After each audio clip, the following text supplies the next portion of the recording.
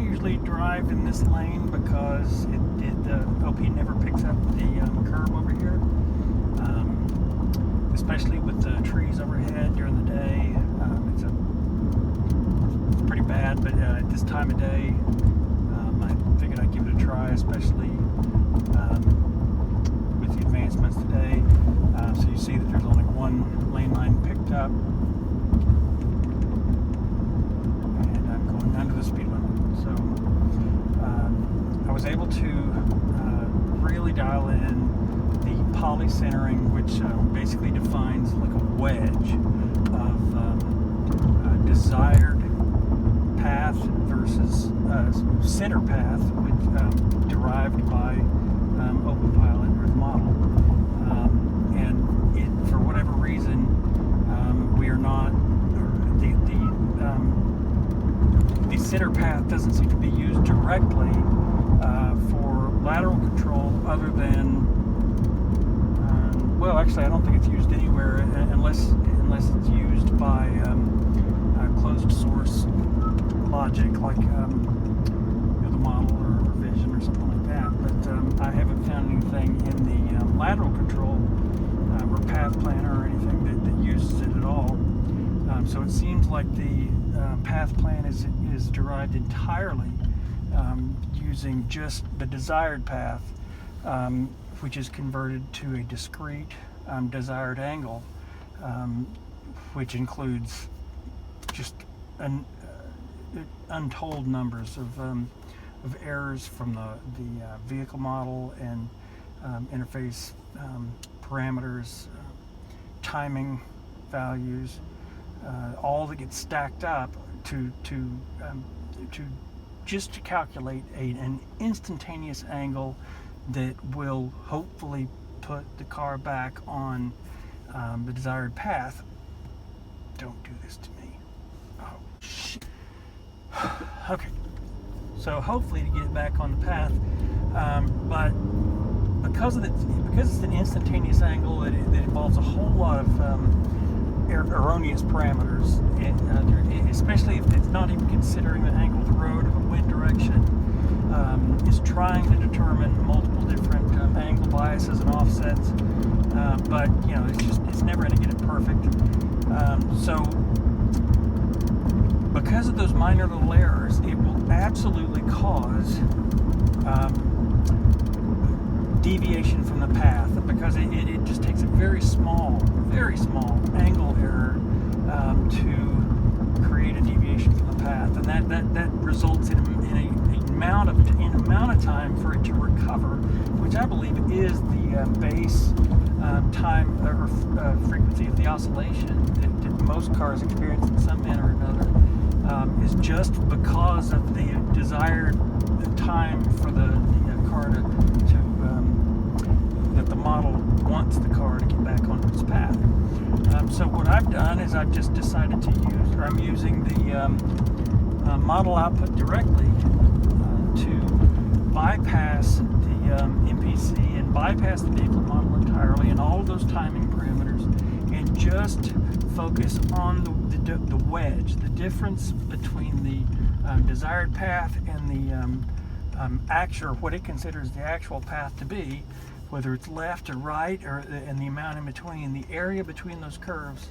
I'm using that directly to derive a centering torque, which I'm filtering and dampening, and it's very responsive and it's very tolerant of timing error, because the wedge doesn't change much in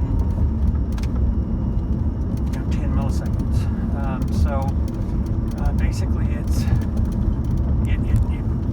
because it's so time tolerant, it winds up reducing or eliminating the oscillation, the natural oscillation, and also reducing the error in vision, which allows the model to get a better fix on the lane lines, which just circles back and improves everything in all directions.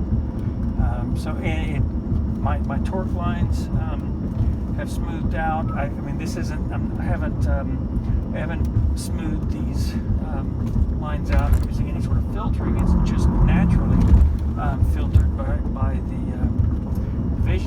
which is kind of hard to see here. I need to just post shots or screenshots of it, but I am scaling the projected path error by speed, not only in distance but also the response to the error. So it's kind of a speed squared on the path error, which works very well.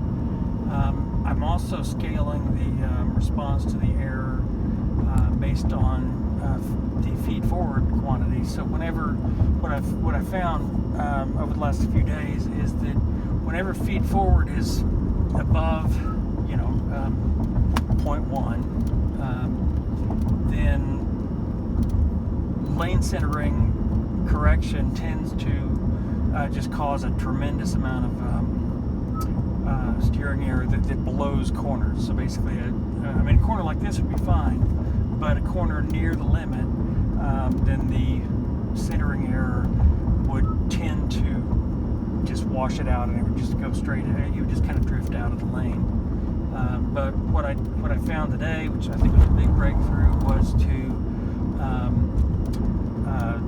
scale the response to the centering error very quickly on the quantity of feed forward, so that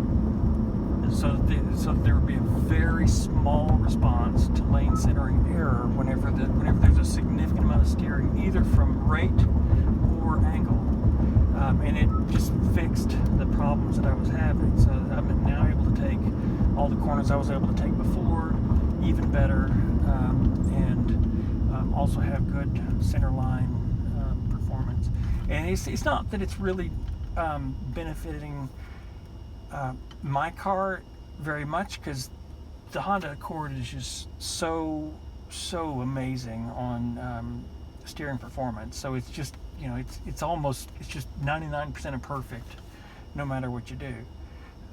But for Toyotas, where they have a lot of backlash in their steering mechanism, and their steering sensor data doesn't update at the same rate as OpenPilot's control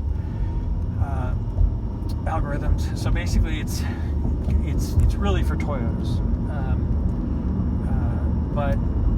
And I have tested this on the RAV4 remotely with Heat Nation and Kumar.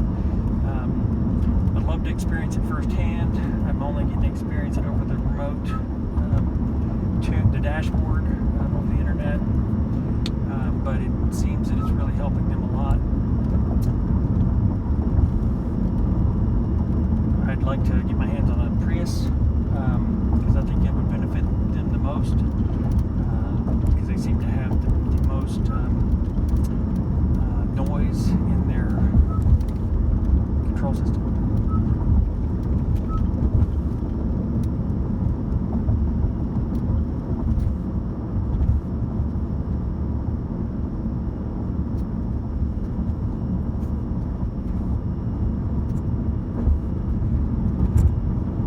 So as you see here, there's no obvious pattern of oscillation at all. There is noise, but really the noise with the current logic, the noise is really coming from the angle. So that's what the benefit of using Vision directly is providing, is that it makes it to where the error isn't the steering system. The error is the model's angle, or the MPC's angles.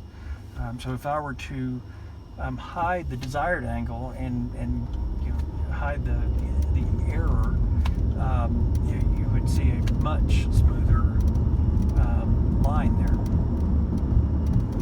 which I can do. Well, I can't do it without a keyboard.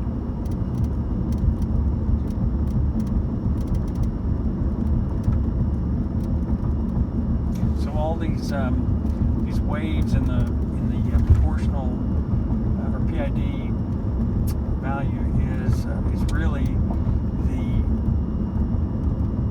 MPC desired angle error, which is being kind of ignored by the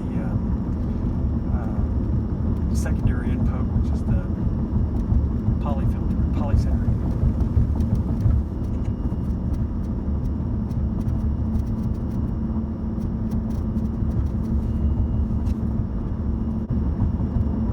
So even when that lane line was fading out, it didn't cause any sort of upset at all.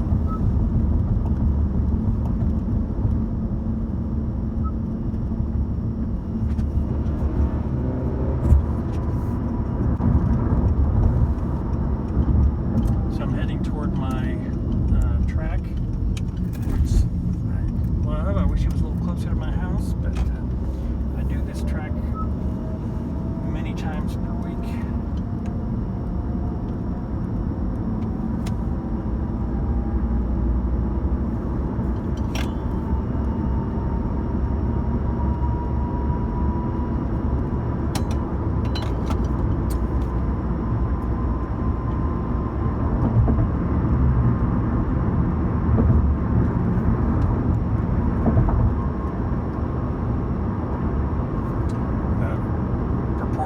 Error is getting even smaller and smoother. No noticeable oscillation.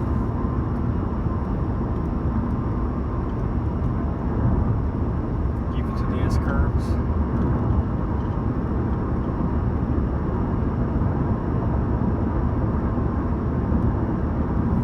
You can see here, I wish I had a keyboard so I could pause it, but basically it's the centering error did kind of offset the center line of kind of the base torque position, which is what I should do, is so that it wouldn't oversteer.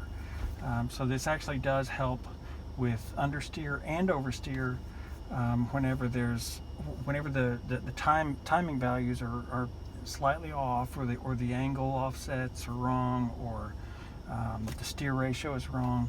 That will cause the MPC's desired angle to be either too large or too small, or too soon or too late.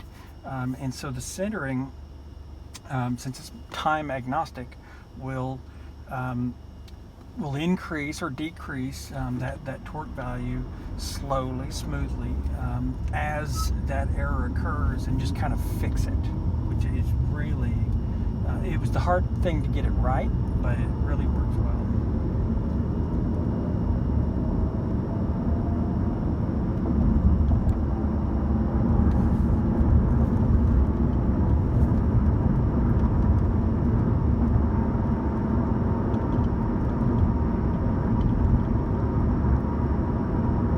So what you see here is while we're waiting, the red is the proportional, the most noisy of all the torque inputs. The yellow is integration, which is very smooth, and then you don't see it often, but there's green. The green is the centering torque, which is mainly when it's going straight. And then there's two different shades of blue. There's a dark blue, which is the rate-based feed forward, and then there's the light blue that is the ankle-based feed forward. And the two work together in different parts of the steering map, in the areas where they do their best work, and they fade in and out together. So it's entirely rate-based feed forward in the middle, in the straight section, and then it's ankle-based as it departs farther from center, and then the rate-based feed forward fades away.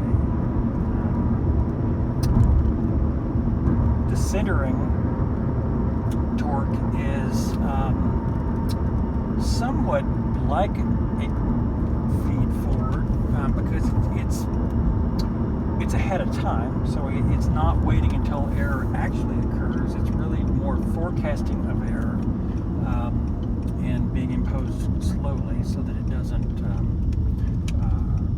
cause any noise. But I don't really know what to describe it as other than a pseudo feed forward, so I need to come up with a term, because I would not call it error. It's forecasting. section of my road course, I could never make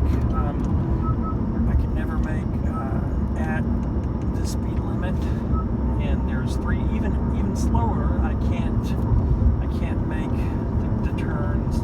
There's three places where I have to assist because of the EPS, whatever their validation logic is. It reduces the transitional steering through the S.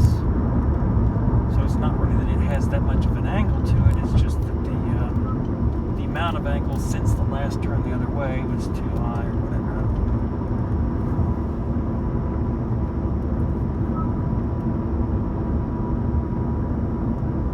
And because I blew that corner, I'm going to blow that one. See there, you see the green. That's where I was moving off center this way, or to the right, and then it had to shift back over to the left to the other side.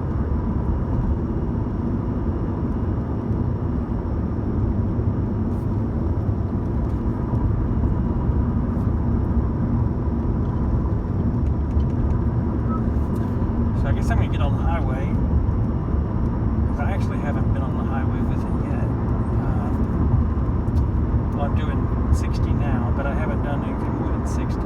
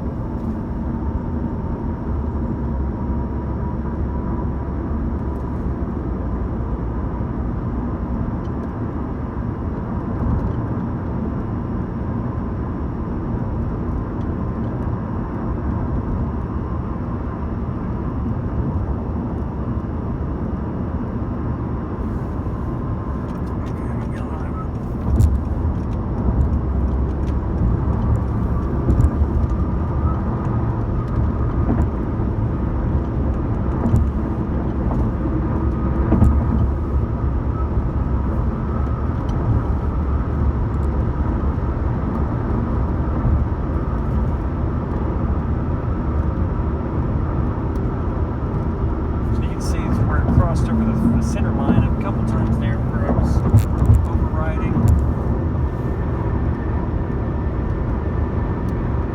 And there again.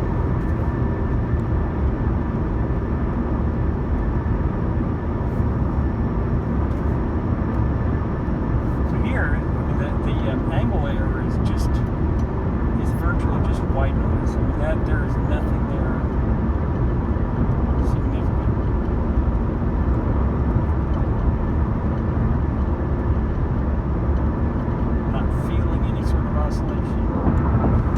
There is a slight little pattern there, which I think is really just due to the angle error that the MPC thinks is there. The lidar thinks is there. I'm going to hide. So I'm just going to show the actual angle. So that is the actual angle sensor. And there is no wave to it. If I push down, let off, see there's a pretty significant oscillation from that.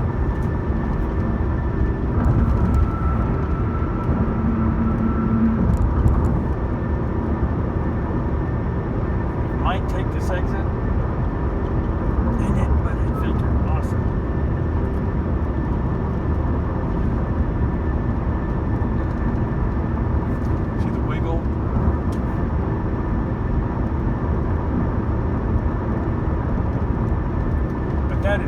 That is just butter smooth.